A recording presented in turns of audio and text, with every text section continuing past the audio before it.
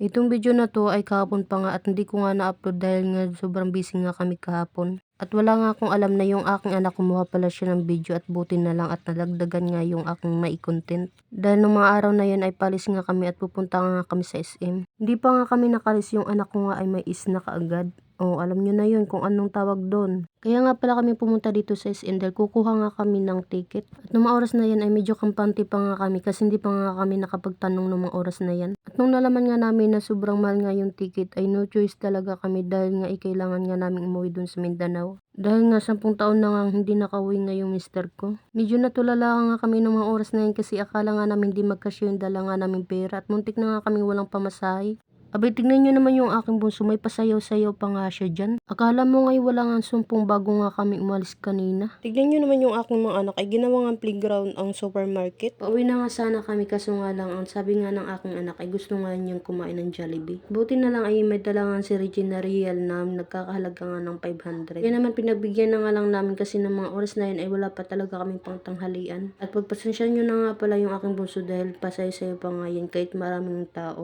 At nagantay na nga lang kami ng order. Nung dumating na nga yung pagkain nga namin ay nagulat nga ako dahil puro nga spicy ang dumating nga sa amin. Hanggang dito na lang yung aking video. Maraming salamat.